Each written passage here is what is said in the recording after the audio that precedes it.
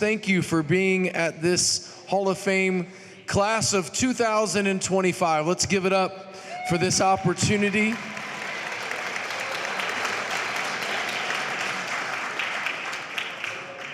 Truly privileged and honored to be your Master of Ceremonies tonight. My name is Curtis Moak, and I am a proud member of the Athletic Hall of Fame class of 1997. Lived literally 1 minute away from here, so that was convenient. I have 4 children, 2 of which have played varsity athletics in both baseball and basketball and played collegiately. I have a current son who's a sophomore playing basketball and will play baseball this spring. And I have a daughter, so we finally hit perfection with a little girl. She's 12. So truly honored to have played and now having kids come through what I believe to be the greatest district in the state of Ohio, Hamilton City Schools. So truly honored. Thank you. I know you guys are hungry. So I don't know why they asked me, but I'm going to pray over everything tonight. And we'll go ahead and do that. And then I will give a captain's call. So please don't take that personal. And if you have an issue with it, take it up with Harvey. Okay. So she was the one that gave me the paper. But let's bless the evening at this time. Precious Heavenly Father, we thank you for this opportunity to be here to celebrate individuals in whom you've created. What an incredible opportunity we have here tonight. Thank you for Hamilton City Schools. Thank you for decades of success in athletics, where lives were transformed, where character was developed, and truly leaders were developed to be able to transform their families and their communities. We're thankful for what has become of Hamilton City Schools athletics, and we are thankful for what is happening and what is going to happen in the future. We ask that tonight you bless this evening, bless everyone that is a part, keep us safe, bless this food, and we give you all the praise. In Jesus' name we pray, amen and amen. The Hamilton City School District Athletic Hall of Fame would not be possible without several volunteers, school employees, committee members. We want to thank some people for this evening and the ability to do what we can do here tonight. First, we want to thank the Sharp family for their generous scholarship presentation to both a male and female that will happen later this evening. Jeff Tanner and Jostens for their donations of the Hall of Fame gifts in which our nominees receive. Steve Colwell and TV Hamilton, tonight is being recorded and will be posted on their Facebook and their YouTube on Monday. They are not able to go live this evening. Life Touch Photography, our sponsors, Washington Invite Center and Shooters for the venue tonight, Mark Cunningham, S2 Hope and Future for our DJ, and to all of our committee members.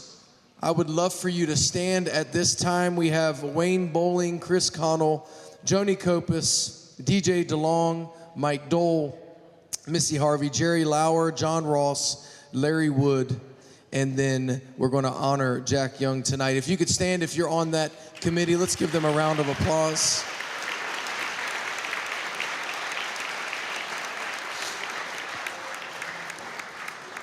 Do we have any past Hall of Fame inductees? If you could, please stand to your feet at this time. We want to honor you.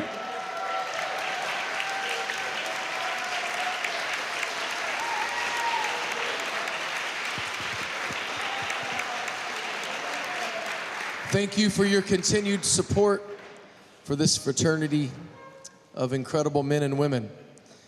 Something new this year. Jack Young and George Johnson recently passed away, and we know the impact of these individuals. So tonight, with a tribute, I want to surrender this mic over to Joni Kopis to have a few words on their behalf.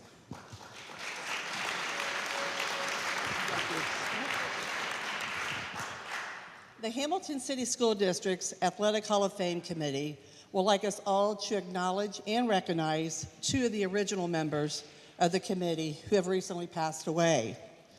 Mr. George Johnson, Hamilton High class of 1952, passed away this November after serving 10 years as a member of the Hamilton City Council and 32 years as a member of the Hamilton City School District's Board of Education. He was also a lawyer for 50 years. He played a key role in the fundraising and construction of the Virgil M. Shoreham Stadium, the turf field, and Hamilton High School's fitness center. George, along with his wife Sophie, fed many Big Blue athletic teams before home games, and they could always be found cheering on the teams from the stands. Mr. Jack Young, Hamilton High School class of 1948, passed away 4 weeks ago. He was a teacher and also coached for 45 years at both the high school and college level. He was instrumental in recruiting over 200 students from the Cincinnati area to attend Belmont University. He was a member of Hamilton High's Central YMCA for over 80 years. He has started each of our 27 previous Hall of Fame induction dinners with an invocation. You could always find Jack supporting the teams, even as late as this past December. These two men have given so much to the Hamilton community, the Hamilton City School District, its students, and its staff. Let us all stand to thank and celebrate George and Jack for their dedication, passion, and love for their hometown.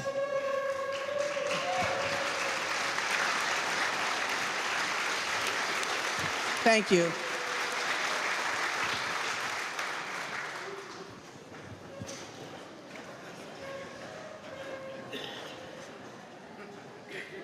Thank you, Joni. Appreciate it so very much. At this time, our athletic director, Missy Harvey, is going to come up to present our Coach Sharp Scholarship Award winners.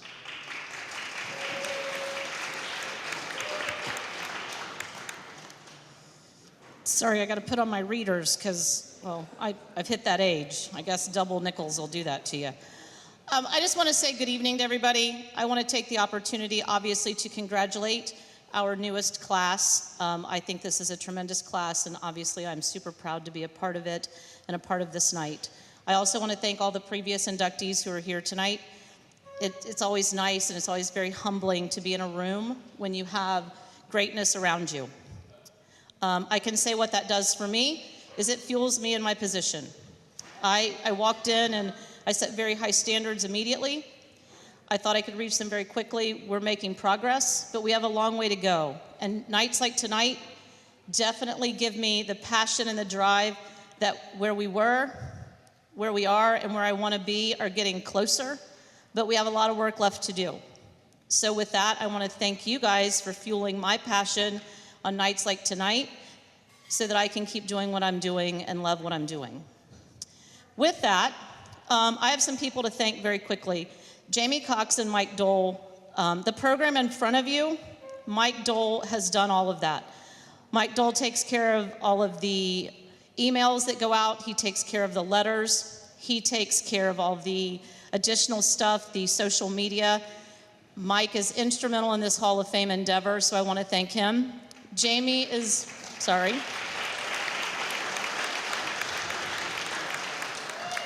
Jamie is my secretary. She does all the stuff behind the scenes. The tickets, when you call and have questions, ordering food, all of that stuff. Those two make it easy for me to stand up here tonight and really just kind of get to celebrate with you because they take care of all the things behind the scenes. So Jamie Cox for that.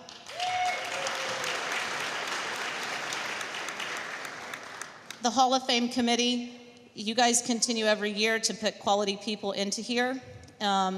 It allows us to continue to have stuff like this. You have no idea really how hard they think about who we're going to put into our classes every year and what goes into that, so I would like to thank them.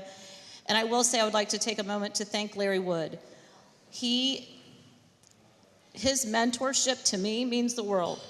So I'm grateful for that. So thank you, Larry Wood, for always coming in and being that guy that I can kind of rely on.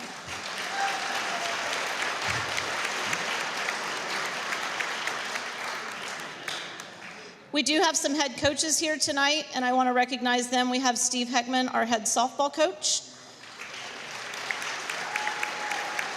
We have Mike Dole, our head golf coach. And we have Mr. Jake Turner, our head basketball coach. Lastly, I would be remiss to not mention some of our dignitaries who are here tonight. We have Mr. John Zeri, who is our high school principal. Mr. Mike Wright, who is the Associate Superintendent in charge of Human Resources for our district. And current Board of Education member, Mr. Dave Davidson.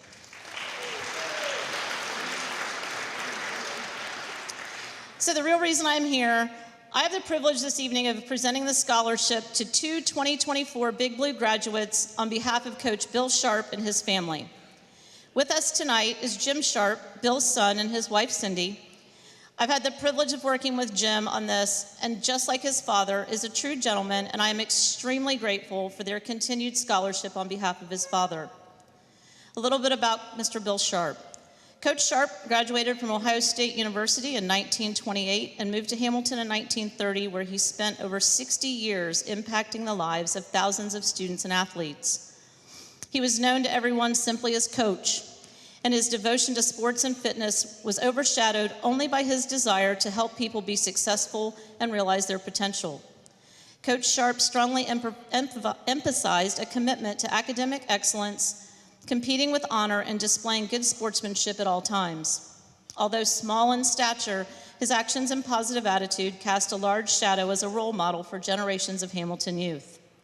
The gymnasium at Garfield Middle School is named in his honor. A plaque reads, "A true gentleman that has been a positive role model for our entire community for 3 generations as a teacher and a coach." He was also inducted into this Athletic Hall of Fame in 1999. The Coach Scholarship Award, which started in 2010, is awarded each year to a male and female student at Hamilton High School. The recipients are chosen based on 2-year varsity letters. They must have maintained a 3.0 cumulative GPA, and they must display outstanding sportsmanship during athletic competition. They must also be willing to volunteer in our community. This year's recipients, if I could have Ms. Kayla Washmuth and Mr. Aiden Hoyt come up.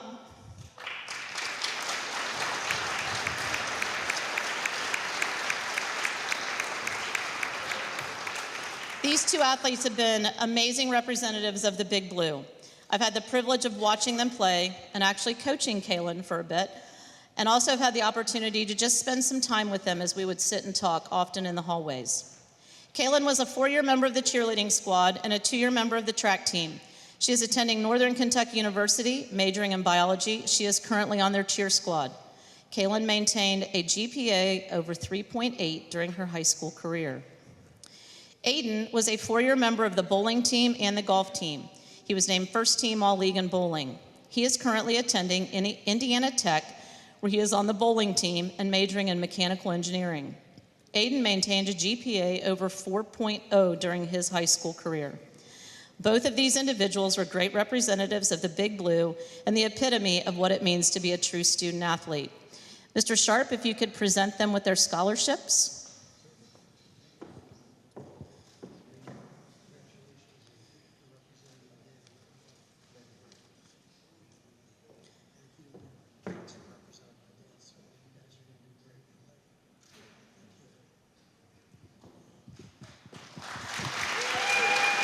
How about these 2?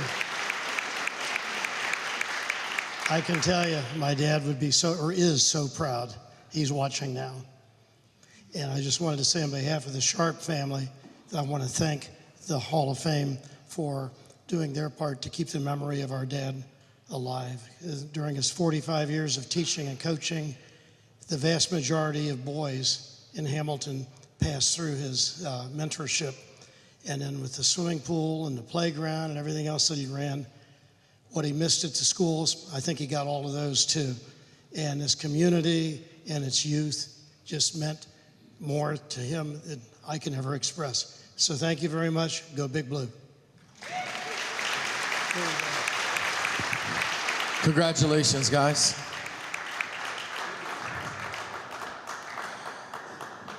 Incredible. Okay, it is time for us to begin honoring and celebrating this great class of 2025. We want to let those that are going to be honored here tonight know that we are bringing in several individuals, so be mindful of that when you grace the microphone this evening. But don't worry, because the personal record for the longest speech is held by no other than Coach Larry Allen. 42 minutes. I was there. I timed it. I'm just kidding. Coach, you know I love you. I'm just messing around. First up, Eddie Baker, class of 2001. Eddie Baker, a 2001 graduate of Hamilton High School. He made a name for himself on the golf course, earning 4 varsity letters. He was named Team MVP twice and received all GMC honors 3 times. During high school, Baker and his teammates were sectional runners-up, earning a spot in the district tournament. Individually, Baker set a school record with 9-hole average of 37.4, held the second lowest 18-hole average, and shot the course record of a 62 at Potters, a mark later broken by fellow Hall of Famer Kyle Hodges. In his senior year, Baker achieved remarkable success, finishing as both a sectional and district individual runner-up, which qualified him for the state tournament, becoming the first Hamilton golfer to qualify for the state tournament since the reconsolidation of Hamilton High School. Baker placed 11th overall, earning all state and all Southwest Ohio honors. Baker continued his golf career at Union College, where he was a 4-year letter winner. His team captured the AAC League Championship, and he earned individual all AAC honors. Baker claimed individual medalist honors twice and was named to all tournament team 8 times. He graduated from Union College with bachelor's and master's degree in physical education. Baker later served as the head golf coach for Hamilton High School and now works as an electrical control technician. He resides in Hamilton with his girlfriend, Tara. Eddie Baker, class of 2001.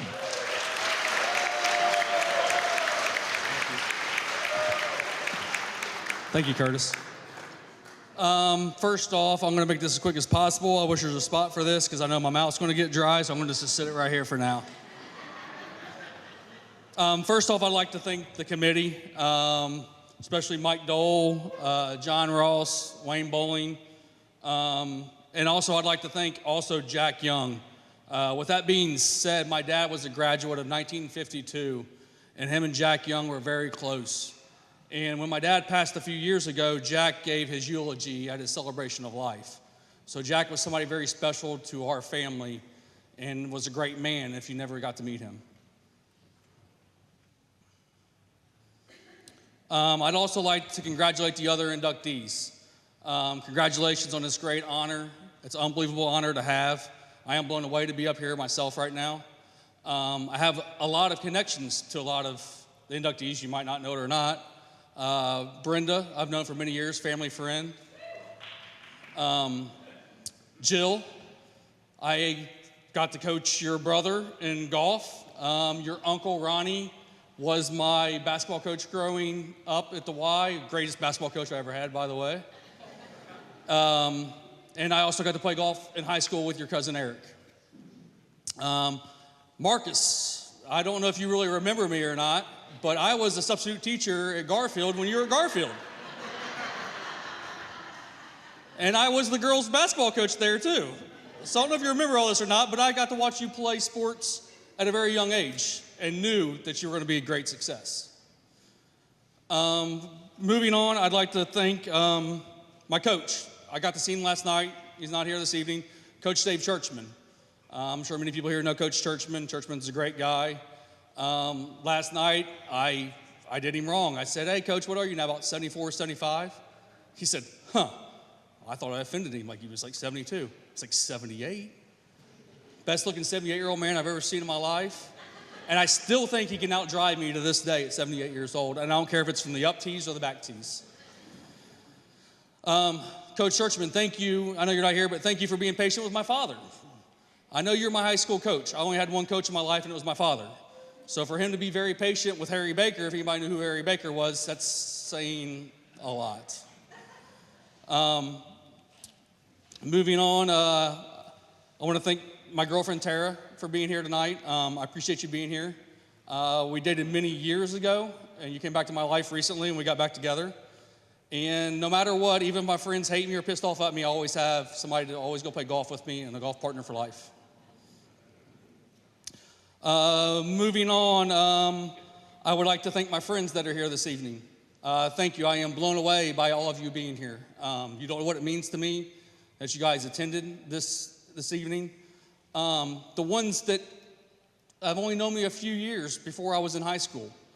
Yeah, you see me play golf now and you're probably going, why the hell is he standing up there right now? Because I've seen you play and you're not that good. I know, yeah, I'm still good, but I ain't that good. But I still got it a little bit. And thank you to my friends from years past, from high school.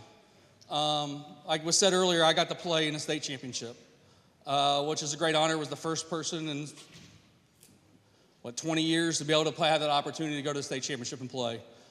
Just a couple quick stories from being up there.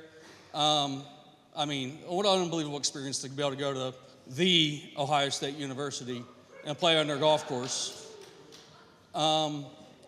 And blessing was, back then the state tournament was on a Friday and a Saturday. So on Friday, it was like all my friends were like, oh, we're getting out of school. We're gonna go watch Eddie play in the state championship. So all my friends promised me they're gonna come up to the state championship and watch me play. And I'm thinking like, oh, that's awesome, man. So I tee off on the 10th hole and I take off and it's just my family and administration, Larry Wood, Larry Allen, Tom Alf. And they're all there and we'll go over, and the first hole you go over this big hill and you go down the green. I'm like, damn, my friends just freaking stood me up. I'm like, what the heck? So next thing I know, I'm on the green, I'm on the back of the green, I'm reading a putt. And next thing I know, here comes this mass of about 30 people over this hill running. And I'm like, damn, they do like me. Well, apparently there's a wreck on 315 getting into Columbus, and they had a little trouble getting there. So I proceeded that day to shoot a 74. I was actually the leader of the state championship. So it was like, wow, unbelievable interviews, coaches, all the great stuff is possible. Well, Coach Churchman and Coach Mark Smith, rest in peace, they're like, man, we got to do something with this kid. This is 11 o'clock in the morning. He's done. He's state leader. We got to do something with him. So if you're familiar with Ohio at all, we're in Columbus. We're like, hey, we're going to go do some stuff. They drive me all the way down to the Jeffersonville malls. So what is that, hour and a half, hour? Just to distract me and just keep me out doing whatever I needed to do. And it went on, and I'm like, can I just go back and hang out with my friends? And they're like, no, we're going to do some other stuff. So that we break into Ohio Stadium. Me and a couple of my teammates ran on the field, had a great time. Then the next thing you know, we get back to the hotel, and Coach Churchman's like, hey, your uncle wants to go with you. So my uncle's like, hey, we need to go to Applebee's and talk about strategy for tomorrow. Well, then actually the next day, Coach Churchman's like, yeah, I don't think that's a good idea. Maybe you should just stay back here with me and hang out with that. So proceeding to go the next day, I'm still to this day blaming that all my friends didn't come back up the next day.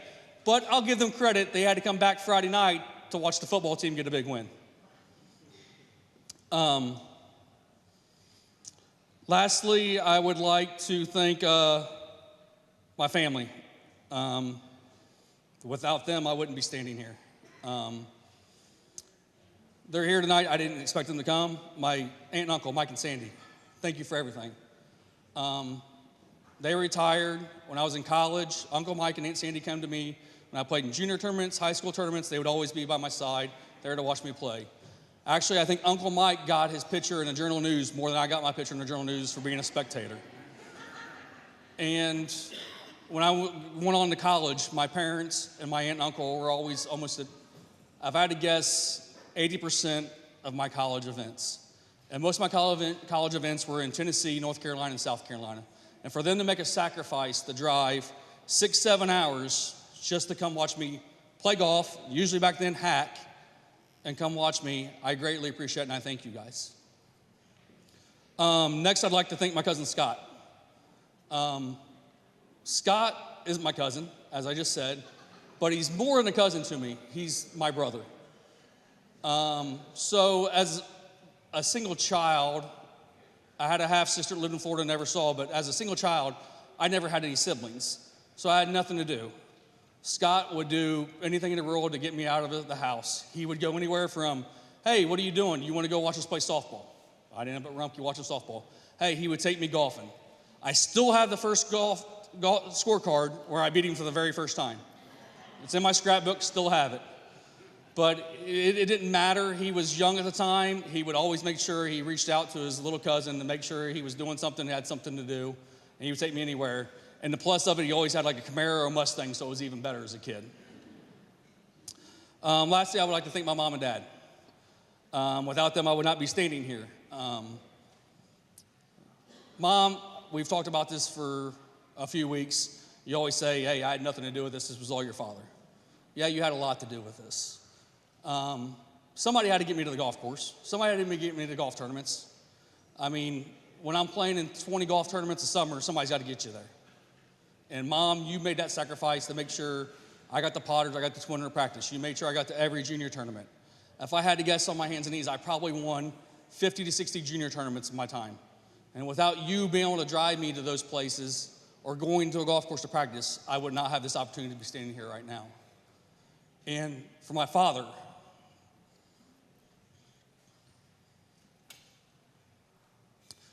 the only golf coach I ever had. Saying a lot. I mean, a lot of people have coaches growing up, teach you the game, do everything like that. But the only person that ever taught me the game of golf, and for me to have the opportunity to stand up here, is my father. And he knew the game better than anybody.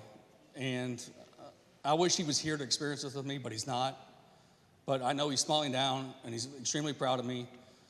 And I don't know where I would not be here without him today, or you, Mom. And I thank you both very much for this. And again, congratulations to all the inductees, and thank you to the committee.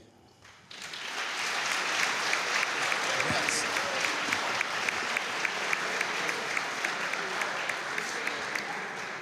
What'd you get?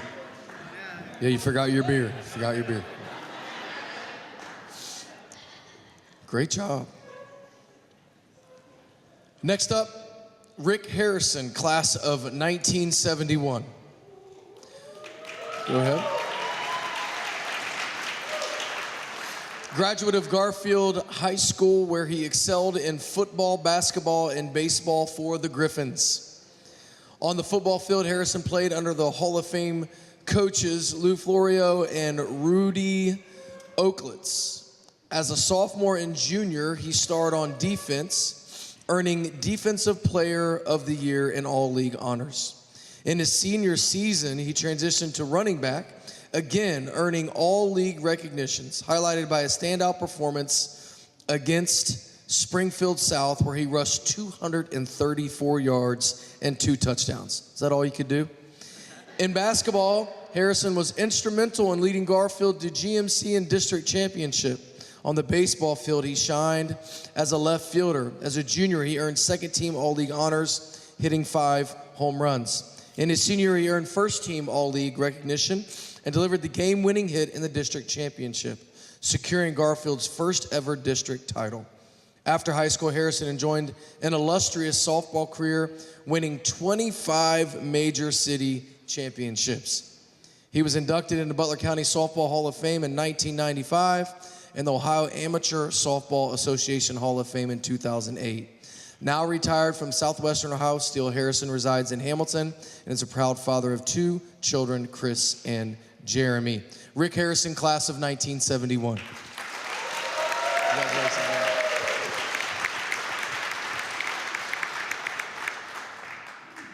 Man, it is scary.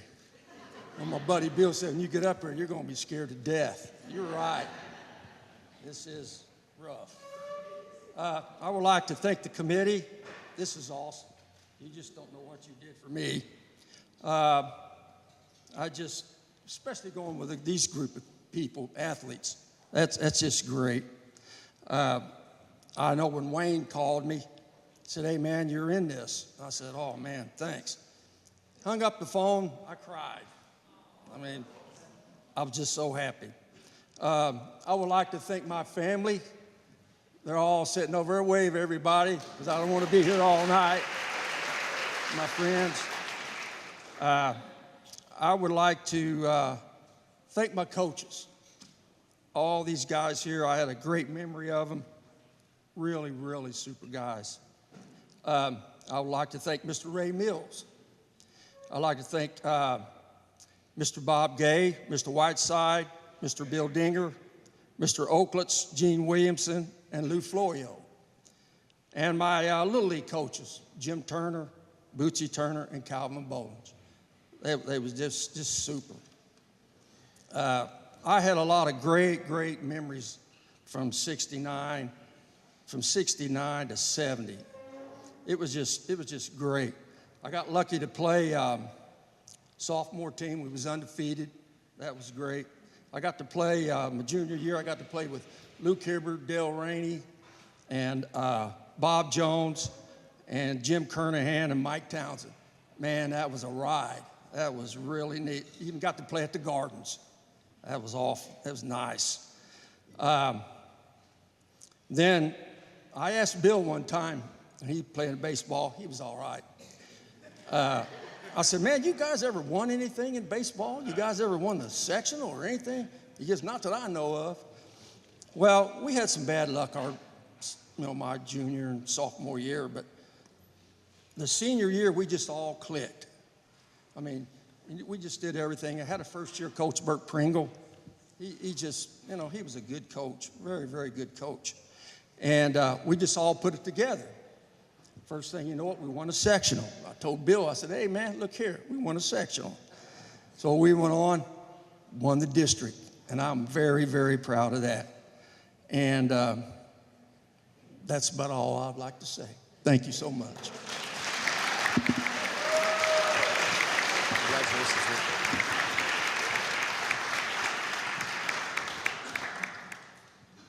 Awesome.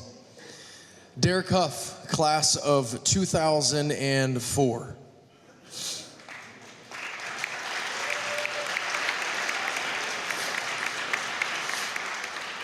Was a multi-sport athlete in both football, basketball, and track. On the football field, Huff was a standout defensive back, earning GMC honors twice. He also received all-county honors and was selected to play in the prestigious East-West All-Star game. On the basketball court, Huff played under the Hall of Fame coach Larry Allen. During his 2 seasons on varsity, the Big Blue achieved an impressive 45-7 record, highlighted by a regional runner-up finish in his junior year, and in 2004, a Division I state championship. Huff earned a football scholarship to Eastern Kentucky University, where he was a 4-year letter winner and started over 30 games. He recorded 14 career interceptions, including a nation-leading 9 during his senior season. Huff helped lead his team to a conference championship and earned numerous accolades, including all conference honors, Conference Defensive Player of the Year, first team All-American recognition. After college, Huff continued his football career playing arena football for the Columbus Destroyers and the Rio Grande Valley Dorados. He graduated from Eastern Kentucky with a degree in computer electronic networking and is now employed as a senior security cyber network manager. Huff resides in Honolulu, Hawaii, unfortunately, with his wife, Taylor, and his son and daughter, Davion and Devin. Did I say that right? I hope I said it right. Awesome. Derek Huff, I was close enough. Class of 2004, please come up.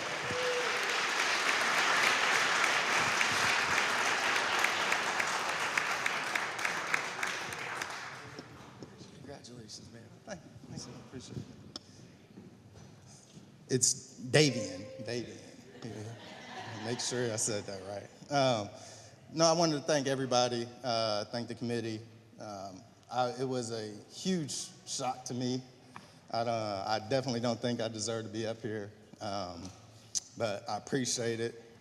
I remember a few years ago, my dad hit me up and said, hey, don't tell anybody, but either you or David is in the Hall of Fame. Like, bro, what are you talking about? Like, he was like, one of y'all gonna go in the Hall of Fame. Don't tell anybody though. I just want you to know. I was like, so David's going to the Hall of Fame? That's great. Like, good for him. He said, no. Could be you. I'm like, I don't know if you've ever watched high school football, but one of us was extremely good, and the other one was me.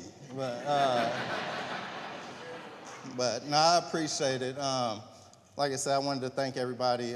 Coach Allen, appreciate you. Thank you for letting me be here. That's probably the reason why I'm here. I got that state ring. I appreciate you. It's a bragging right in the house because I'm the only one with it. So whenever they say, you know, I was good. And I was like, yeah, y'all was all right, but I got a state ring. So it is what it is. I would like to thank my wife, my beautiful wife, and my two kids, Davian and Devin. So I wanted to thank them for coming. I wanted to thank both tables, everyone here, appreciate it. The two guys in the back, really appreciate y'all. Just want to say thank you. Thank you for letting me be here. Appreciate it.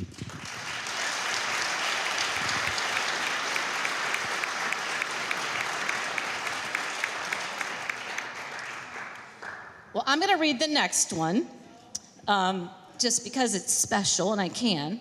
And, well, I'm the athletic director, so today I get to do it. Britta LaBeouf, Pearson, class of 1978.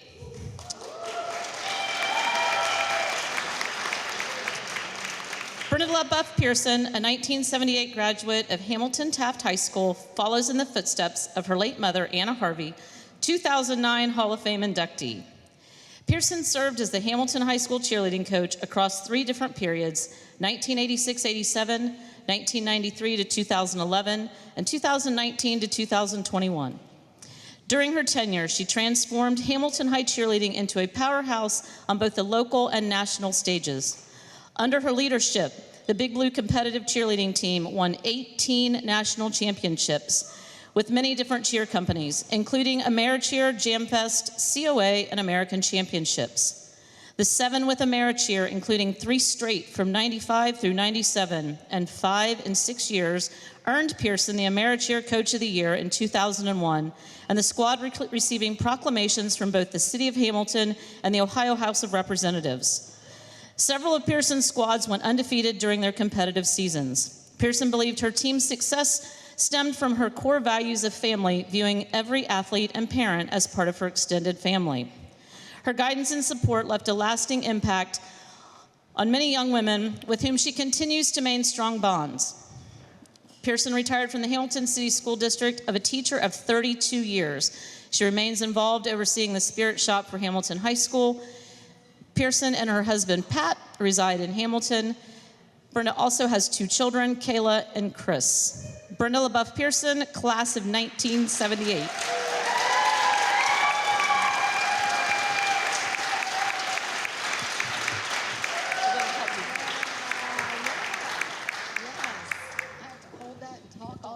I have to multitask.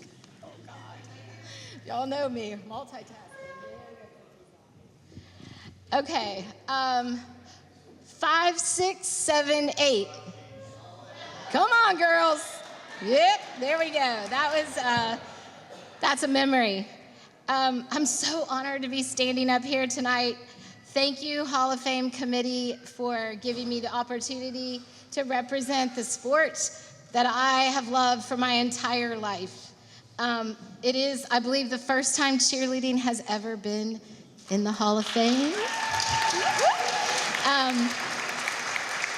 So it makes it an even more special honor. I'd also like to thank the athletic department for making this evening so special for all of us. And I do believe I am among some of Hamilton's finest, so congratulations to all the inductees sitting out there with me tonight. So if you know me, you know I have the gift of gab, and I can talk about anything and everything anytime. But tonight, it was so hard for me to kind of come up with, what am I going to say about 20 years of coaching hundreds of girls in 4 minutes? And I was like, I can't do it. I've been sweating all day trying to figure out how to make it short and sweet and to the point. But when Missy called me and said I was being inducted, I was like, what? For what? And she was like, cheerleading coach. And I was like, oh my gosh. It took me to my mom immediately. I was so humbled to be among the greats like her standing up here. So right away, I was like, oh my gosh, she is here with me tonight. I am absolutely certain. She was always my biggest cheerleader. She cheered for me when I was cheering. That was back at Wilson and Taft High School for all of us that go way back then. And she was probably one of the biggest cheer family members. She, many times during our Disney trips, she was planning breakfasts and itineraries for the parents because they weren't allowed to go with us. So she was sort of behind the scenes, fundraising. She corralled all of the cheer parents, and I so appreciate all of you that are here tonight to support me. I'm sure many of the cheer parents know all about fundraising and working for the boosters. You were never given a choice as to whether or not you wanted to be involved. So she was all a part of that.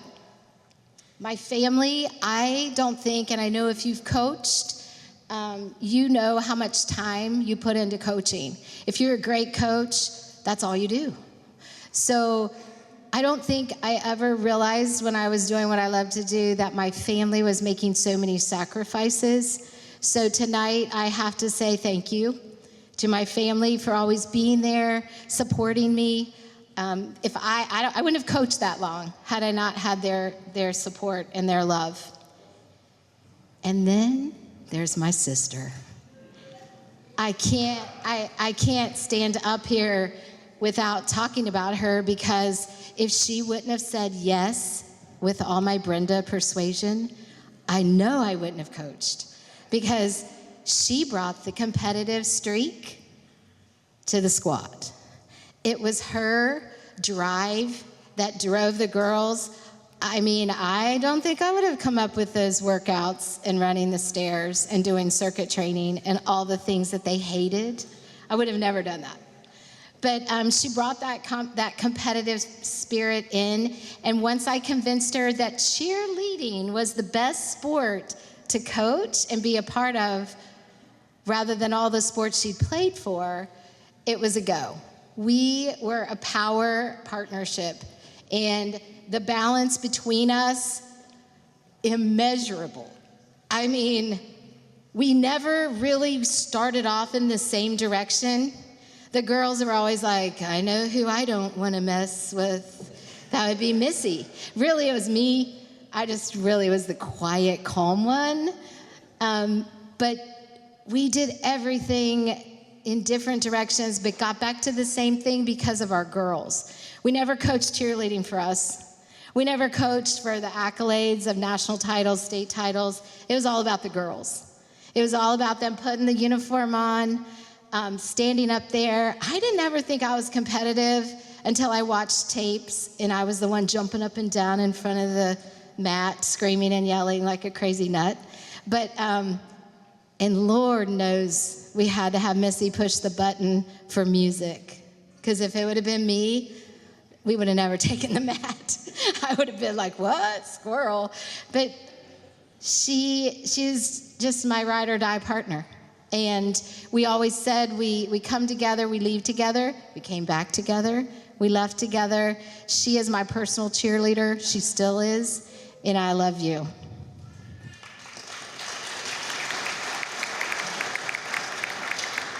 Coaching for me was very simple. It was passion, pride, tradition, and family. And I got that from my mom. She taught me young, you work hard at everything you do. You be committed. If you're not committed, don't even go. Make connections with everybody, not just your small little circle. And always remember to be Hamilton proud.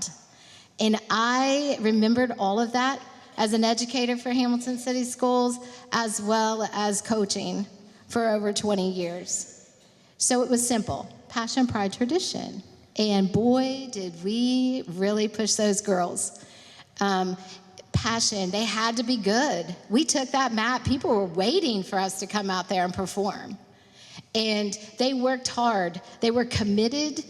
We kind of demanded excellence, and they were excellent.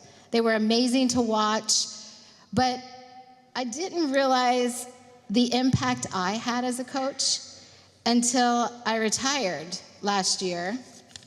And I was going through this binder that one of my co-teachers made me, and in there were some quotes from my girls. And these quotes were from like random years, so it wasn't any, it wasn't my newest or my oldest, it was all of them. I have to end with this. Here are a few. I developed passion, pride, and tradition and will forever bleed blue under your leadership. Brittany Grable Jeffries. You consistently pushed me to try harder and work harder, never making me feel less important despite my struggles in gymnastics. I learned so much from you and Missy about being part of something larger than myself, striving for perfection, being innovative, trying new things, learning from failure. Heather Roberts. You taught me discipline, how to handle criticism and face adversity, and most importantly, to believe in myself. We won a lot, but that definitely wasn't the most important thing I took away from my years with you. You taught me about life. Katie Bray. Your passion and pride for our city and schools was inspiring. Katie LaTulip. Brenda and Missy taught me the true meaning of dedication, hard work, and competing. I truly believe my days as a competitive cheerleader helped shape the person I am today. Sarah Powers. You built a legacy, and I was just simply lucky enough to be a part of it. Kayla Rice. I'm glad my mom became a matchmaker for Patricia, AKA Pat. Thank you for all the memories that came along with being in this program. I truly am a believer. Kelly Graff. I have so much respect for you and the amazing program you started, and I'm so happy to be a part of this team. Rachel Howe. I will be forever grateful to you and Missy. You left an amazing legacy as a coach. Cassidy Rogers. Here's a special one. Whew! Being a coach's daughter, and this is true, if you've ever coached your kids, you know where this is coming from. Being a coach's daughter was never easy because I never wanted to let you down. You did not. You always pushed me to be the best I could be because you believed in me. The bonding experiences you helped create for our teams was something special. Those 4 years of you being my coach, along with being my mom, are memories that will last a lifetime. Their words made me reflect as a coach, and I suddenly realized I had accomplished everything that I wanted to as a coach. I had instilled in those girls passion, pride, and tradition, and I had definitely built a program that went beyond my coaching. And as a coach, that's what you want to do. You want to make sure that when they leave what you're coaching them, they're good people. And I'm telling you, I would put my cheer parents and my family, friends, and cheerleaders up against the best of the best. And it takes me back to my why. Why did I coach? Why did I ever tell Linda Ulrich I would say yes back in 1993? And it was simple. You gotta love what you do and do what you love. Go Big Blue.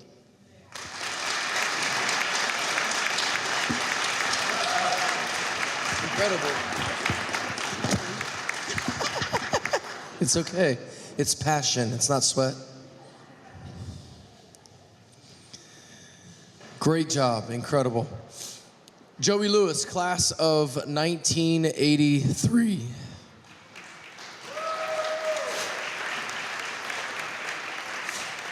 Was a multi-sport athlete playing soccer, basketball, and baseball. His greatest success came on the baseball field. Lewis earned second-team All-GMC honors as a junior and first-team honors as a senior. finishing his final season with an impressive .420 batting average. Throughout his 3-year varsity career, Lewis consistently ranked among the team and league leaders in batting average, runs scored, and stolen bases. His teams achieved an extraordinary 80-3 record over 3 seasons, never losing one single GMC game. The highlight of his career came in 1983 when Lewis and his teammates capped off the season by winning the Class AAA State Baseball Championship. Lewis continued his baseball career at The Ohio State University, where he was a 3-year letter winner for the Buckeyes. After college, he returned to Hamilton and began his coaching career under his former coach and Hall of Famer Dan Bowling, serving as an assistant coach for 19 seasons, where they led the program to numerous GMC titles, 3 Final Four appearances, and the 1997 Division I state championship. I have a ring for that one. In 2011, Lewis became the head baseball coach, amassing 171 career wins, including sectional championships in 2015 and 2016. Over his coaching career, Lewis has mentored 11 players who have been inducted into the Hamilton City School District Hall of Fame. Lewis is a teacher at Hamilton High School and resides in Hamilton with his wife, Jana. They have 2 children, Taylor and Jackson. Joey Lewis, class of 1983.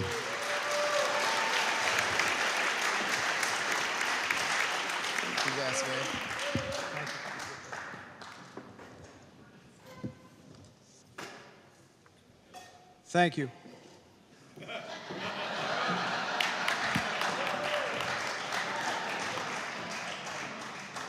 I'd like to start by thanking the committee, of course. What a great honor for me and my family to be elected into the Hamilton City Schools Hall of Fame. Congratulations to the other inductees. Those that are younger than me, I had in class or coached. Marcus played baseball for us, and the other 3 that are younger than me, I had in class in some form or fashion. So it's an honor to be able to see people that you had in the classroom or had on the ball field achieving this greatness as well. Let's see, 1973. I was in 2nd grade, and it was the end of a day at Madison Elementary School, and the teacher starts passing things out that you're supposed to take home to your family. And on this particular day, there was a flyer, and it was for North End Little League and Farm League tryouts. And up to that point, I didn't play any organized sports at all. I didn't play anything. I was just being a kid. And for some reason, that flyer stayed with me. I took it home, I gave it to my parents, and I said, I want to do this. And they, of course, encouraged me to do it, and it began. So for the next 50 years, I was involved with athletics in the city of Hamilton and the Hamilton City Schools almost all of that time. As I said, I started my baseball career at North End. We had a farm league and a little league.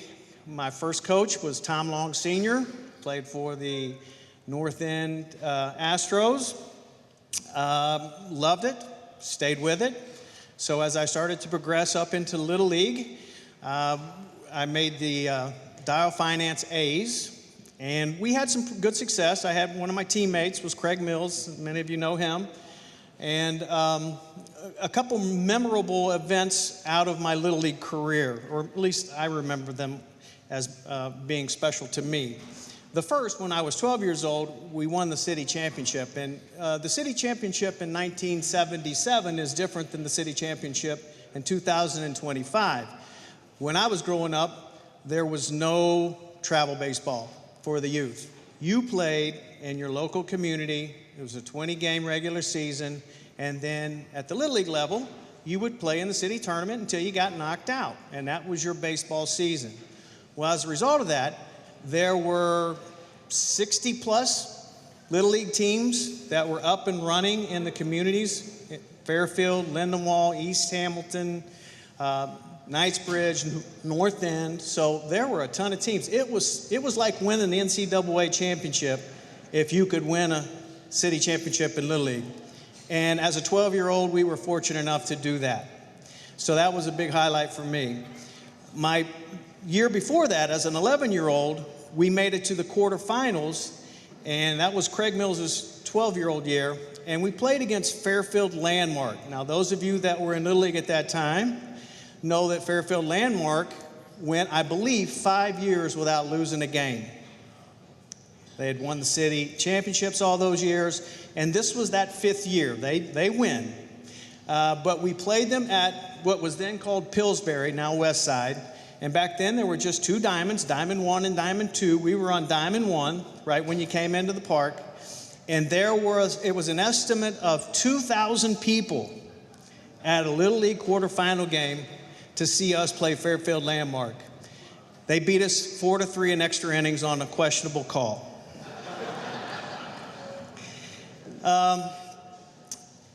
As most of us as athletes, our parents are our first coaches, our first supporters. And of course, the same is true for me. My father, as often as he could get me in the car, we're out and we're working on whatever season sport that is.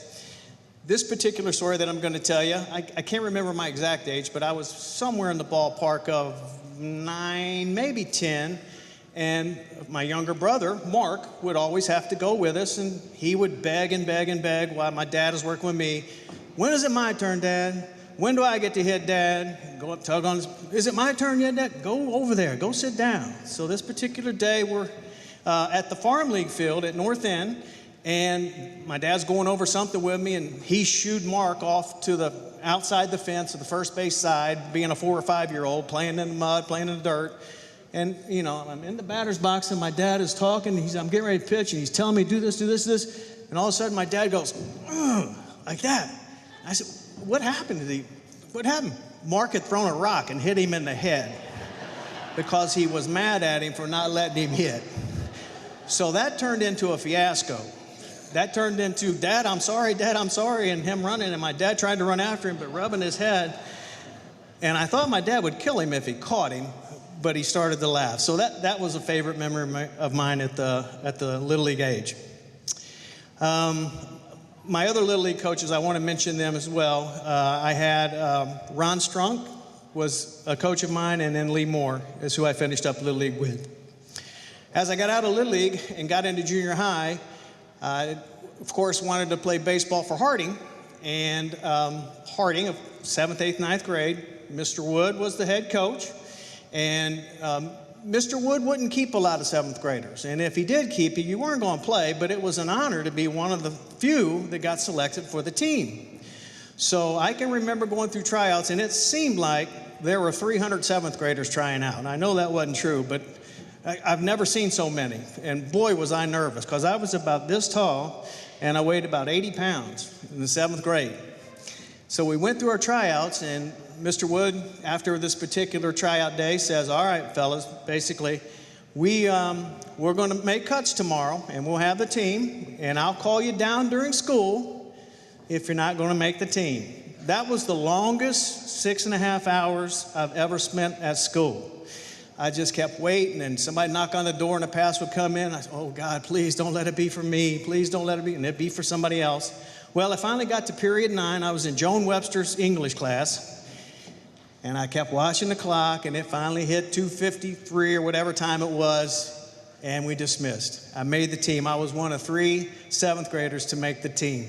But boy, that was a long day for me, Mr. Wood. I'm glad you kept me.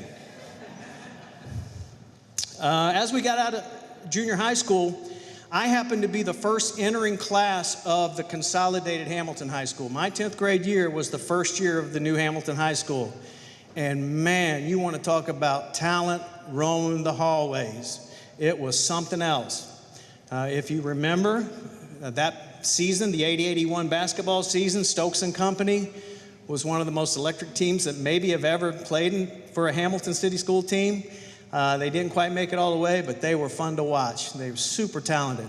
And the same is true for the baseball program. I was on Dan Bowling's JV baseball team, and we finished the season 25-0. did not lose a game.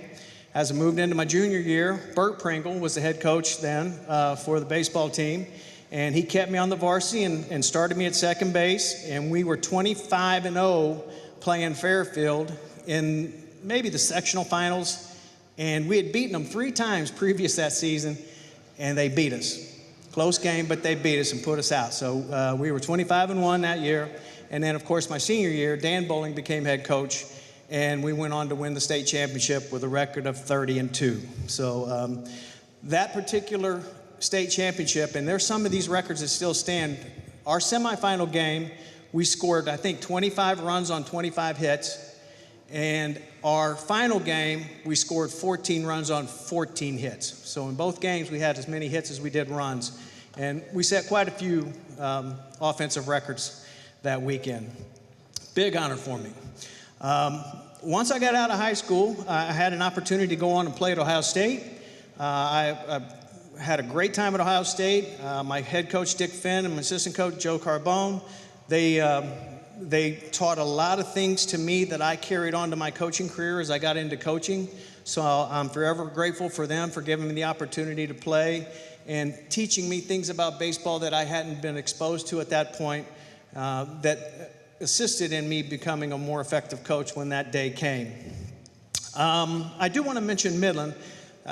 Again, back to the old days, no travel baseball really, and they had what was called advanced Babe Ruth for the select few that wanted to continue playing, and that was a 16 to 18-year-old league. Well, right around that time, the Midland organization started up, headed by Joe Hayden, and Ralph Smith was involved, Mike Schweinfest from the Fairfield area. They had just the 3 teams. I think now, or at some point, Midland had 234 teams. That's a guess, but they had just a ton. Back when I played, there were 3. There was a 16-year-old team, the Cardinals, 17-year-old team, an 18-year-old team, Braves, and then the Redskins. I played for the Braves when I was 17, and I played for the Redskins when I was 18. A couple Midland stories, one involving me and one involving my brother. When I was 18, former Hamilton teammate of mine, Rob Huffman, and I were playing for the Redskins, and we were in Nashville. And we'd freshly graduated from high school, and 18-year-old boys, little store right down from the hotel. So we said, let's go get us some beer. So we trotted on down the hill. The hotel was up on a hill. Got into the service station, or the little store, grabbed our beer, put it up on the counter. Some old lady was working the counter, and she looked up at us, and she said, "You got an ID?" And Huffman looked at me and just kind of smiled the way he does, and he looked back at her and he says, "I got a Social Security card." And she said, "That'll do." So we were able to get some beer on a Social Security card. The other story, my brother was 15, and he was playing for the Cardinals a year early, and he had a teammate named Ken Griffey Jr., and both of them were pretty daggone good players. So they were on a trip somewhere, and the hotel room that he and Griffey and a couple others were staying in had some vandalism happen to it. So the hotel complained to the coach. The coach called Joe Hayden and said, "Joe, we got an issue down here." He said, "We've got players that have torn up the walls in a room," and Joe Hayden just blew his stack. "I don't care. We're not going to do that. That's not how we operate. You get those kids on a bus and you get them home. They're going to be off the team. I'm not putting up with." Who was it? Well, it was Lewis and Griffey. Pay for the room.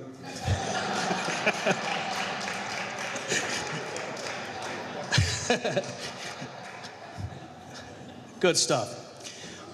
So when I graduated from Ohio State, well, not when I graduated. Actually, when I was going to Ohio State, I started as a business major, and I couldn't get through the math. The math was killing me. So I had to change my major. And I was talking to my dad about it, and I said, "What do you think I ought to do?" He said, "Become a teacher. What are you thinking about? Be a teacher. You're off half the year. Look at Dan Bowling. He's got a great job. He coaches baseball. He's off all the time." And I said, "Yeah, you know what? That's a pretty good idea. I'm going to do that." So I went into education, business education, and graduated from Ohio State, came back home. I graduated in the winter, so I subbed in Hamilton City Schools the rest of that second semester. And during the summer of, what would that have been, 91, Janet Baker called me and said, hey, we got a position open for a business teacher at Garfield. You want it? And I said, absolutely. So that began my teaching career. Dan Bowling, I asked him, I said, man, I'd like to coach with you. He said, I ain't got any money, but you're more than welcome to come coach with me. And I said, I'll take it. So I was his assistant for 19 years. I had some great memories, some great players that we had run through the program. It's always a special occurrence to have the interactions with the players. I felt like they kept me young as we were going. One highlight that I do want to talk about from my assistant coaching years was the state championship game in '97. We're playing Toledo Start, I think it was, Kurtz, wasn't it? Toledo Start. And, we had Aaron Cook on the mound, who's drafted second round, stud, and didn't have it that day a little bit. And lo and behold, we looked up, it's about in the seventh, and we're down 7-4 with 2 outs and nobody on. And we won the game 8-4 in the bottom of the seventh. So that was an exciting day. It sure was. A big win for us. I stayed with Dan, of course, until he retired after the 2010 season. The school district was able to give me the position as head coach. I feel fortunate they had trust in me and let me do that. And I was the coach for 13 years. Over those 13 years, we had some pretty good runs. My biggest highlight as a head coach was to coach my son, of course. He went through the program. But in terms of our success, in the 2016 season, we were in the sectional finals, and we were playing Big Moeller. And Moeller had won the previous 2 state championships and were picked to win the 3rd. So we knew we had our hands full, and we're playing them at Lakota East, if I'm not mistaken. But we had a guy named Corinne Thompson on the mound who was very, very, very effective that season. So we felt good against anybody with him on the mound. So they're throwing a kid a Louisville commit, big, tall left-hander, lightning fastball, great curveball, but he couldn't find his curveball early in the game. So this one particular inning, it was, I can't remember, second or third, or somewhere in there, but it was early in the game. Landon Stevens led off with a double.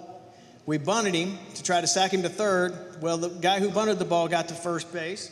Landon's at third base, so now we're first and third, nobody out. I think my next hitter struck out, first and third, 1 out. And Tyler Hanna, I believe it was, hit a soft ground ball in the infield. And I'm saying, oh, please don't get 2. Please don't get 2. And believe it or not, Tyler, for those of you who know him, he beat it out. And Landon scored the run, so we're up 1-0. And that's how the game ended. We had 1 hit. Moeller had 1 hit. We won the game 1-0. So that was a great thrill for me. And I can remember coming off the field, Mark was coaching with me then, and he had the biggest smile I'd seen in a long time as we congratulated each other for beating the Big Mo. I want to take just these last few minutes to give some thanks. I want to start, of course, with my family. You know, as a youth, growing up, they make a lot of sacrifices for you. I can't tell you how many times Mom was down in the laundry cleaning uniforms for the next day and working on them. And, of course, the time that my dad put in with me and, Mark being big support and following him as he got a little older was a great experience for me. In 1995, I met my future wife. We got married in '97, Jana, and we have 2 children, Taylor and Jackson. Thank you for your support as I was coaching. I know that it was difficult, especially during baseball season. Jana trying to keep the house together and do everything that needed to get done. I love and appreciate you for you. Thank you. Kids, I loved watching you playing your athletics and growing. It was a big thrill for me. So know that I much appreciated that and loved it greatly. I'm going to go through a list of people that helped me as a head coach, and bear with me. I'm going to try to read this as quickly as I can. I want to start with the principals. While I was head coach, I want to thank Dennis Malone, Doug Leist, John Wilhelm, and John Zeri. My ADs, Mike Delapina, Todd Grimm, Bill Stewart, Tyler Blue, Missy Harvey, and their secretaries. I want to thank some people that helped outside of the athletic department or outside of the administration or coaching realm. Start with Robin Michael and Bill Kenser. They were our scorekeepers while I was head coach. I want to thank Steve Heckman, girls softball coach. You know, we had the same season and we had to coordinate and who's got the football field at this time and who's got the cage at this time. And Steve was always willing to work with me and me with him. And we had a really good relationship that made things run a lot smoother than they maybe wouldn't have if we didn't have that good of a relationship. Of course, I want to thank Dan Bowling. You know, he brought me on and allowed me the opportunity to blossom and flower as a coach and encourage me. And he wanted me to tell everybody he would have been here tonight, but he's in Florida. So he wanted to make sure that I told you all that, and I did. And lastly here, I'm going to thank my coaches. I'm going to start with Danny Reed. Danny and his wife Lisa's here with us today. I've known Danny practically my whole life. Or his whole life at least. I'm older than him. My brother Mark Lewis, Josh Sams, Tim Reed, Curtis Moak, John Zeri, Tracy Avery, Jason Hawkins, Ryan Bellamy, Ty Smallwood, Danny Grable, Tyler Downey, Tyler Blue, Pete Atkinson, Michael Pulowski, George Harmon, and Chris Hall. And if I missed anybody, I'm so sorry. Again, this is a great thrill for me. I appreciate your patience with me. Have a good rest of your evening. Thank you.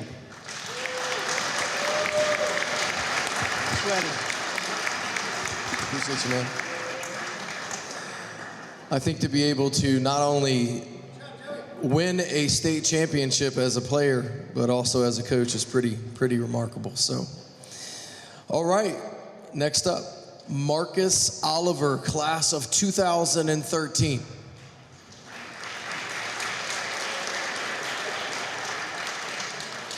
A talented multi-sport athlete for Big Blue, was a 2-year varsity member of both the basketball and baseball teams, playing under fellow Hall of Fame inductee Joey Lewis. On the football field, Oliver stood out as a 3-year starter at linebacker for the Big Blue.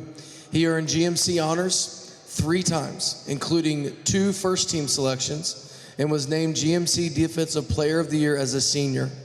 Throughout his career, Oliver tallied 244 tackles, 8.5 sacks, 7 forced fumbles, and 6 fumble recoveries. He also contributed offensively, rushing for over 600 yards and 9 touchdowns. His exceptional performance earned him all Southwest District and all state honors. Oliver continued his football career at Indiana University, where he excelled as a defensive standout. As a freshman, he was named All Big Ten Freshman Team. Throughout his career, Oliver set a program record at Indiana University with 12 forced fumbles and contributed to 13 takeaways across 39 games, 25 of which he started. He amassed 255 tackles, 157 solo, along with 5 sacks, 24.5 sacks for loss. A standout leader, Oliver earned all Big Ten honors twice and served as 2-time team captain for the Hoosiers. He graduated with a degree in liberal arts and now serves as public health environmental administrator for the city of Hamilton. Oliver resides in Hamilton with his girlfriend, Katie, and their child, Ozzy. Marcus Oliver, class of 2013. Congratulations, man. Thank you. So first, I want to thank the committee. This is a huge honor, something that I've dreamed of since I stepped on Hamilton High's football field. Congratulations to everybody else who's getting inducted and has been inducted in the past. Something that is important to me is the relationships, the bonds that were built for me in the city of Hamilton. That all starts with all my coaches. Coach Dole was a huge one. Steve Maxwell, who's here. Coach Lewis, who coached me in baseball. Being a 3-sport athlete, you know, you spend a lot of your time at the school. So the city of Hamilton created an environment for me, from teachers to paraprofessionals to coaches, my friends, that brought a sense of love for Hamilton. When I got out of college, I knew this is where I wanted to be back, giving back to the youth for what these guys did for me. I'm coaching at the high school now, and it's like looking in the mirror at those guys. I want to thank all my family. My grandpa, who's here, he made the transition to college so smooth. There's a lot of people behind the scenes that don't get a lot of thanks, and they make life easier for you. I have a fantastic mother who did a lot for me. My support system, from my best friend to his family and his dad, Corey. Hamilton also gave me my significant other, who we brought our beautiful son into this world recently, Ozzy and Katie back there.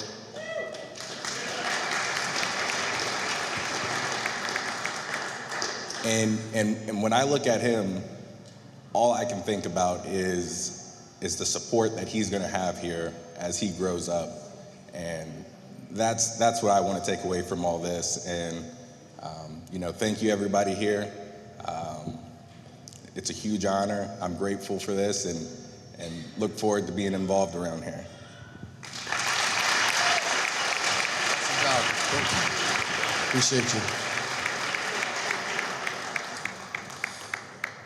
Outstanding, great job. Perry Shazier, class of 1961.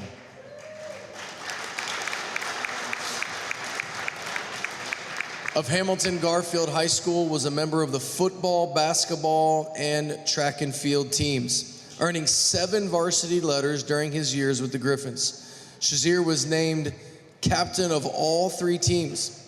On the football field, Shazier played for fellow Hall of Fame coach Lou Florio. During his time on the field, Shazier scored 16 points while leading the inaugural Griffin football teams to a 14-6 record over those 2 seasons. In basketball, Shazier helped lead the Griffins to the 1960 sectional championship, and his 1961 team claimed the Greater Ohio League championship. Shazier scored 367 points in his 2 seasons with the Griffins. Shazier was also a standout in track and field, in which he went to the Ohio OHSAA State Track and Field Championship twice for high jump. During his junior season, he finished in 3rd place. In his senior season, he was state runner-up.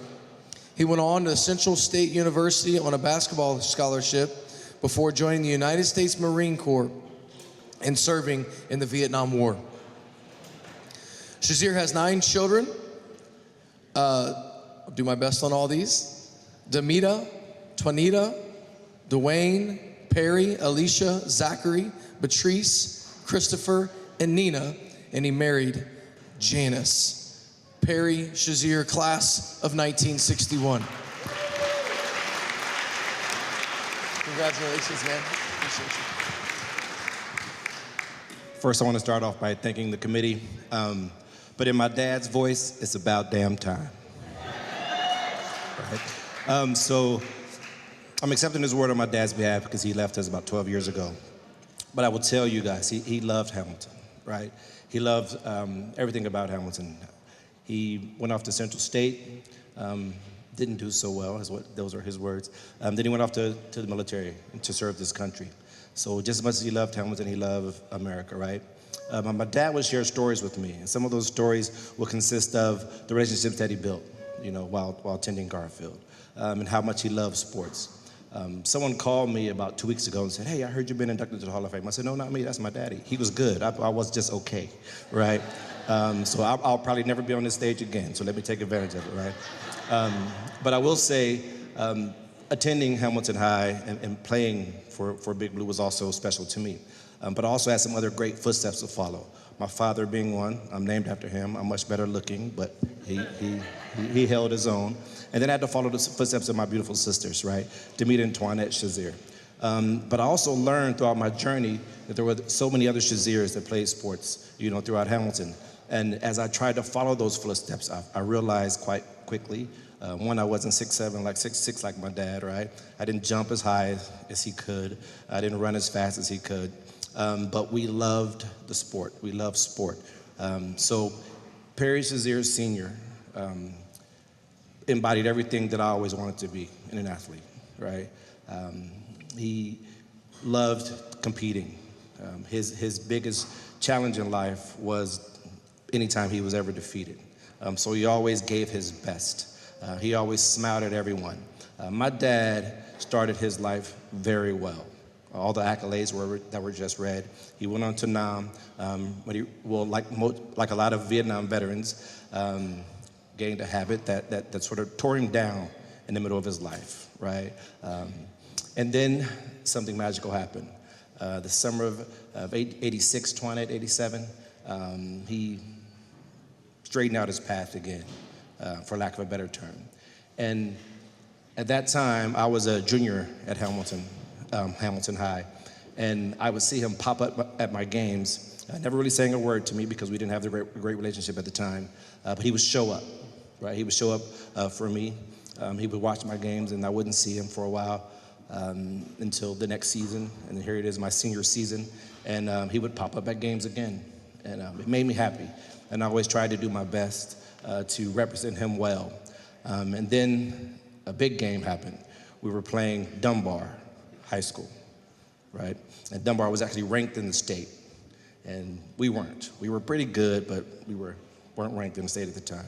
And we beat Dunbar, right? So my dad stood up, and I made eye contact with him. So I'm sorry if I get emotional. I made eye contact with him, and he just gave me a nod.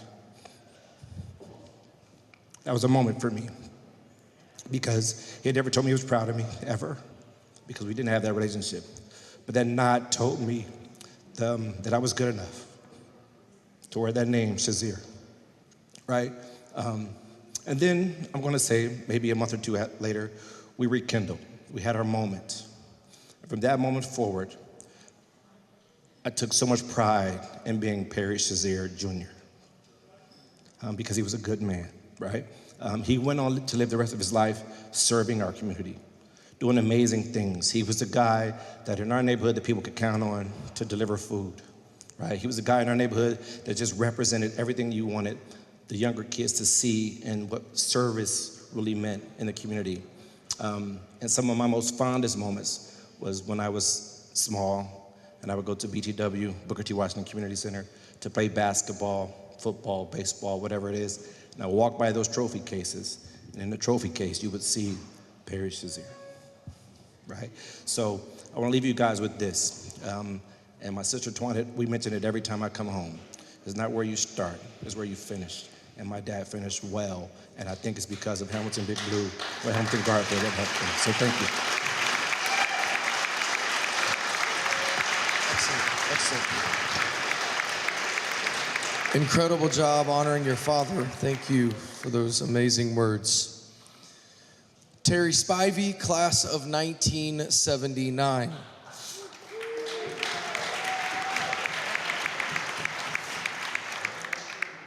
Hamilton Taft High School was a key 3-year contributor to football and wrestling teams.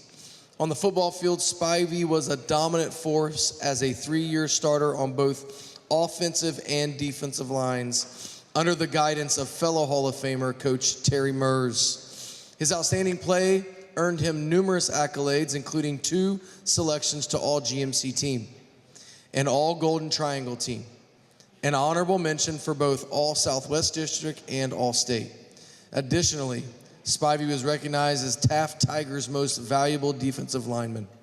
Spivey continued his football career at Kent State University and Ball State University, ultimately earning a bachelor's degree in education.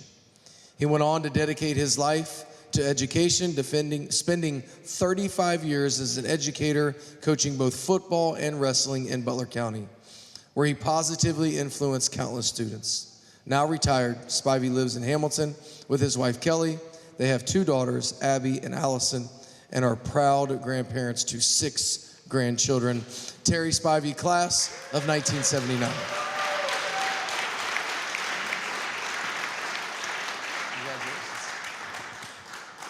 If I seem a little nervous, first of all, I'm not a great public speaker.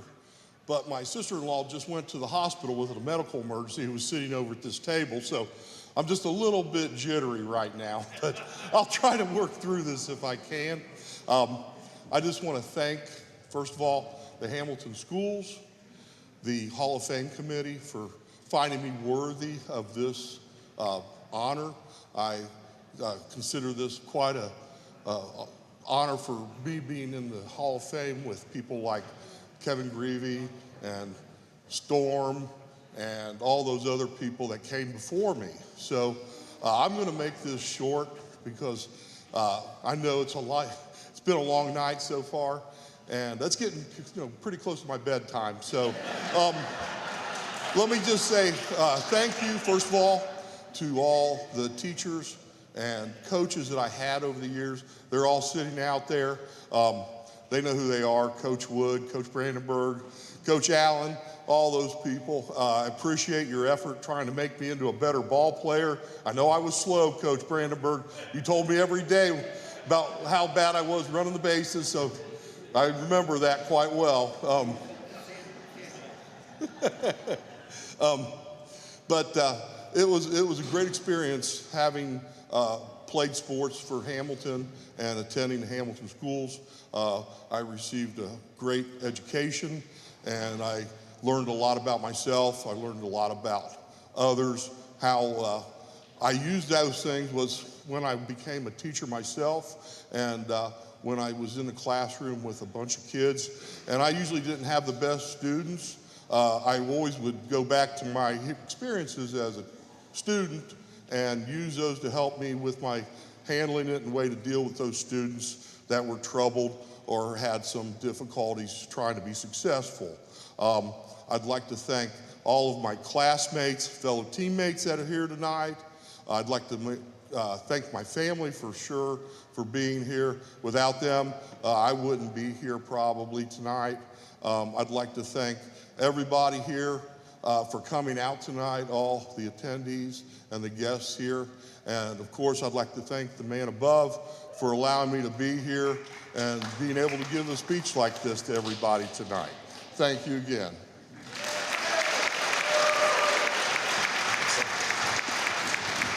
Excellent. Thank you.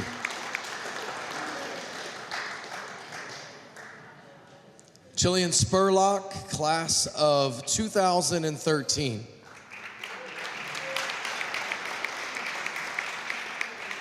From Hamilton High School, excelled on the basketball court as a standout player.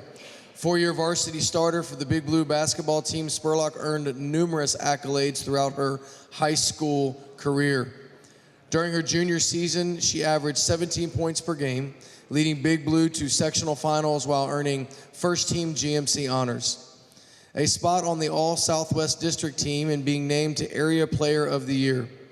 During her senior year, Spurlock averaged 22.3 points per game and earned first-team GMC honors for the second time. She was also recognized as first-team All-Area, All-Southwest District, Special Mention All-Ohio, and was chosen to participate in District 15 All-Star Game. Spurlock graduated as the all-time leading scorer in Big Blue girls basketball history, amassing 1,214 career points, while also having 491 career rebounds and 203 career assists. Spurlock earned a scholarship to Miami University, where she made an immediate impact during her freshman year, joining the starting rotation and finishing as the team's second leading scorer with an average of 9.3 points per game, 260 total points, and 4.1 rebounds per game. Unfortunately, her basketball career was cut short due to injury. Spurlock graduated from Miami with a Bachelor of Science degree in kinesiology. She now works in software sales, resides in Hamilton, is engaged to Jake Heath. Jillian Spurlock, class of 2013.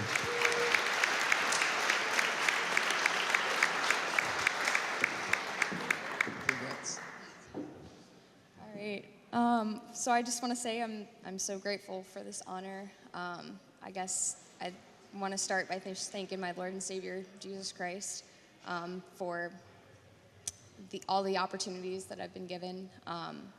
Huge thank you to the just the Hall of Fame committee for, recognizing me with this honor. I thank you guys so much. I'm not much of a public speaker, so if you guys don't mind, I'm just going to go ahead and read what I wrote here. So I guess we'll go.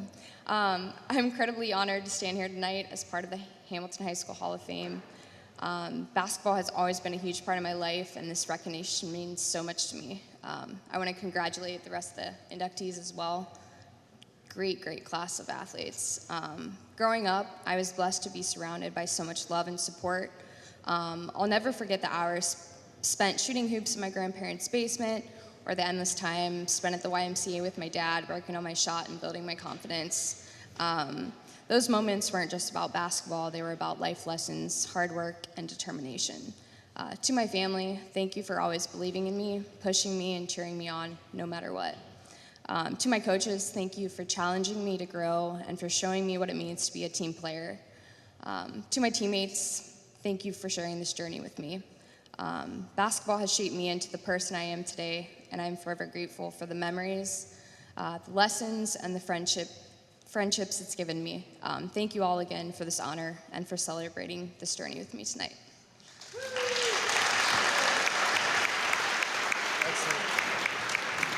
Great job. Congratulations. And last but not least tonight, we have Christina Minchie Wilkins, class of 2009. What's the proper pronunciation there? Minch. Christina Minch Wilkins, please forgive me. Christina Minch Wilkins, a 2009 graduate of Hamilton High School, was a multi-sport athlete who excelled in diving, track and field, and volleyball. She was named to the team's most valuable diver and also competed in track, specialized in the high jump and the long jump. Additionally, she was a member of the record-setting 4x400 relay team that advanced to the regional championships. On the volleyball court, Wilkins was a 4-year starter for the Big Blue. As a junior, she ranked second in the GMC for total blocks, 83, and was named the team's most valuable player. Her senior season was exceptional, as she ranked among the conference leaders in multiple categories. 7th in total kills, 206, 9th in hitting percentage, 520, and 3rd in block average, 1.3. Wilkins earned all district honors 3 times and was 2-time all GMC first team selection. She concluded her high school career with impressive totals of 558 kills, 205 blocks, and 62 service aces. Wilkins continued her volleyball career at Miami University, where she was a 4-year member of the Red Hawks, playing as an outside and middle hitter. In her senior season, she tallied 166 kills, 67 blocks, and scored 216 points, earning all Mid-American Conference MAC honorable mention recognition. Wilkins now works as a senior claims analyst and resides in Hamilton with her husband, Carrington. Christina Minch Wilkins, class of 2009. Congratulations. I'm the last one, so we're almost done. And I already timed it, so I won't be too long. First, I'd like to thank the committee for giving me this opportunity and nominating me along with all these great inductees and all prior 27 classes of the Hall of Fame and for the events they put on for us this weekend. Thanks to my family for attending tonight. I have my mom, dad, and husband here with me. I couldn't have done it without my parents taking me to special training sessions and always driving me to club volleyball practices and spending the weekends away at tournaments, which they continue to support me at many of my tournaments today. My mom would keep the scorebook at the high school games, and my dad would line judge. My brother also kept score in junior high, so it was a family effort. And thanks to my parents for giving me the tall jeans. Thanks to all my teammates I've had throughout the years. I wouldn't have had success without the skills in my team, especially my setters. I was also fortunate to have played with Hall of Fame members Jessica Fansler and Mimi Mahan for a year. I also want to thank all of my coaches I had for diving, track, and volleyball. Kathy Tromans Ogilvie was my diving coach my freshman year, as well as several years at New London Hills Swim Club in the summers. I did track my junior year and was coached by Harry Phillips and Astori Sims. I became close with Coach Phillips and enjoyed seeing him in the halls at school. I remember we were all on the bus before a meet and he was giving us a motivational speech. He quoted Matthew 17:20, "If you have faith the size of a mustard seed, you will say to this mountain, 'Move from here to there,' and it will move, and nothing will be impossible to you." I appreciated Coach Phillips for his strong faith and his desire to coach the athletes, not just to win, but to be better people. The track team was also very important to me because that's where I met my now husband, Carrington, although he wasn't impressing me by skipping his 2 warm-up laps.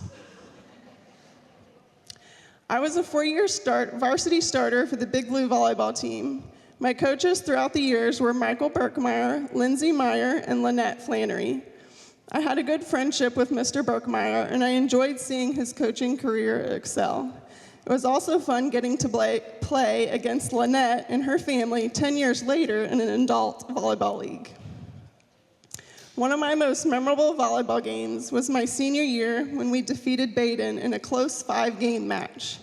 It was also our Volley for the Cure night, and there was a large crowd, including Miami volleyball coach Carolyn Condit. We got to recognize some favorite HHS staff before the game, and I chose Coach Harry Phillips, my track coach, and Jimmy Bailey, who I would always catch up with in the halls and talk sports with. Both teams had similar records, and we wanted to win this rivalry game. We had lost to Baden the year before, and there were several girls on the Baden team that I had played club with, so I really wanted to prove myself and my school. There were a lot of lead changes and comebacks, and it was a hard fight to win the final points, but we were able to take the final game with a score of 15-13. I had 33 kills that night, and I was proud that my soon-to-be college coach was also there to witness that. It was fun digging out the old newspaper article and reading about that game to remember in that packed old auxiliary gym. I played for Miami University for 4 years as an outside and middle hitter. While there, I had the opportunity to travel to Europe and play other teams while sightseeing in Italy, Slovenia, and Austria. Now, I couldn't just leave that competitive volleyball world behind. Currently, I'm in 3 to 4 volleyball leagues year-round for indoor and sand.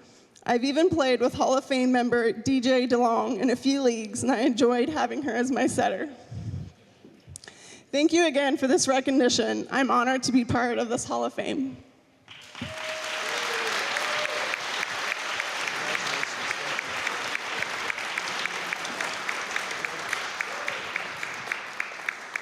I think it'd be appropriate to end the evening. Let's just all stand to our feet and give one more big round of applause to the 2025 Hall of Fame class.